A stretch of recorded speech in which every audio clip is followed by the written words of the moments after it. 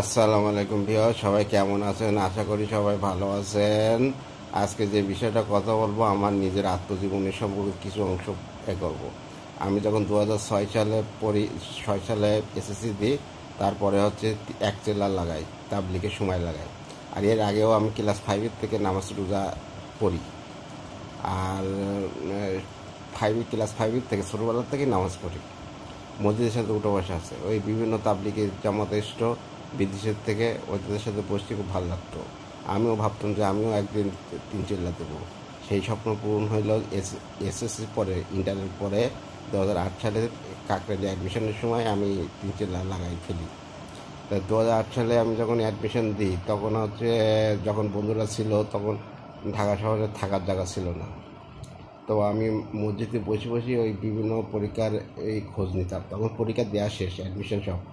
তা 6 ভার্সিটিতে পরীক্ষা দিয়েছিলাম, 6 ভার্সিটিতে ইনশাল্লাহ চান্স পাইছিলাম। তো তারপরে হচ্ছে আপনার, তো ওই ভার্সিটিতে এই কাকরাইল মসজিদে থাকতাম, আর ওই ভার্সিটির করতাম, খোঁজখবর নিতাম, ভাইদের সাথে কন্ট্যাক্ট করতাম। যে যেতাম তাবলিগ ভাইদের সাথে কন্ট্যাক্ট করে করতাম, মানে যোগাযোগ করে কাজ মেটাতাম। তো আমার 3 চিল্লার পরে হচ্ছে 10 দিন হচ্ছে নজম রাখছিল। নজম বলতে হচ্ছে আপনার খেদমত করতে হয়। কাকরাইলে 3 চিল্লার পরে 10 দিন রাখে, 10 দিন বা 20 দিন বা 1 মাস রাখে খেদমতের জন্য, মুরব্বীদের খেদমতের জন্য। তা আমি ছিলাম হচ্ছে এতে মানে রান্নাঘরে, মানে খেদমতে ছিলাম। তো খেদমতে থাকার কালে বিভিন্ন বিদেশিরা আসতো, বিদেশিদের খাবার তার দিতাম। তারপর হচ্ছে আপনার দেশি স্টুডেন্ট বা ছাত্রদের সবার, মানে যে জায়গায় রান্না হয় সে জায়গায় ছিলাম। তা রান্নার হয়তো ফজরের নামাজ পড়ি, পরে সেখানে রান্না করা শুরু হয়ে যাবে।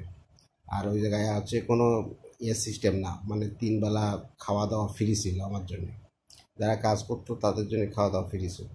ওই কষ্ট করেছি, তারপর পেঁয়াজ কাটেছি, পেঁয়াজ বস্তা বস্তা কাটেছি, বেগুন কাটেছি, তারপর পিঁপে কাটেছি, তারপর হচ্ছে যে যত প্রকার লাউ কাটেছি সব কাটেছি, চোখ মুছতে মুছতে যেতাম। কাটার পরে একদিন হয়েছে কি, থালা ধুচ্ছি, সব হাজার হাজার থালা তো। তা থালা ধোয়ার সিস্টেম আছে, একটা হচ্ছে যেটা দিয়ে, যে দিয়ে একটা বালতি দিয়েছে, যে ওই থালাটা চুবাতে হবে, চুবিয়ে গরম পানিতে দিতে হবে, গরম পানিতে ওইভাবে উঠাতে হবে, ওই হয়ে গেল। তা আমি ওই পুরা কাকরাইল মসজিদে কোনো সকেট নেই, শুধু ওই এক জায়গায় সকেট। তখন মোবাইল ছিল, বাটন বাংলা ফোন। তা এই এক জায়গায় মোবাইলে তো চার্জ দেওয়া লাগবে। আমার তখন নোকিয়া 1600 মডেলের মোবাইল ছিল, অনেক ভালো মোবাইল, মানে ওই সময় ডিমান্ড ছিল। মানে কালার মনিটার আর হচ্ছে আপনার হচ্ছে এমনি সাদা কালো, এর ভিতরে ডিফারেন্স ছিল। তখন ক্যামেরা আমরা উঠিনি, এটা হচ্ছে 2008 আর 9 সালের কথা। তো আমি ওই মোবাইলে চার্জ দেয় একটা জামার পকেটে থুইছি। তারপরে আমি, আমার সামনেই আছে। এবার আমি একটা থালা যখন ধুইছি, তখন উপরে দেখি কি মোবাইলের তার হচ্ছে এই চার্জারটা, তার ঝুঁক দিছে, মোবাইল নেই।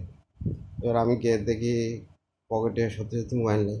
আর দেখেন, আল্লাহর মসজিদে চোরও ঢোকে, আবার আল্লাহর অলিও ঢোকে। তো যেগুলো গেছে গেছে, আমার কোনো আফসোস নেই। আমি একটু ঘটনাগুলো বললাম আর কি।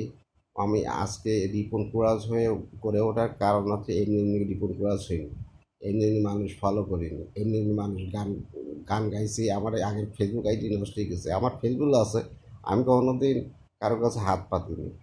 যে কোনো টেকনোলজি বা কারোর কাছে আমি হাত পাতিনি। আমি আমাদের ফেসবুকও আছে, আমি যদি এখন ফেসবুকে বা ইউটিউবে যদি বলি যে আমি তো ভাইরাল, ইমেলের মাধ্যমে আমার একটু বাড়াই দাও, সাবস্ক্রাইবার, লাইক, কমেন্ট, শেয়ার একটু বাড়াই দাও।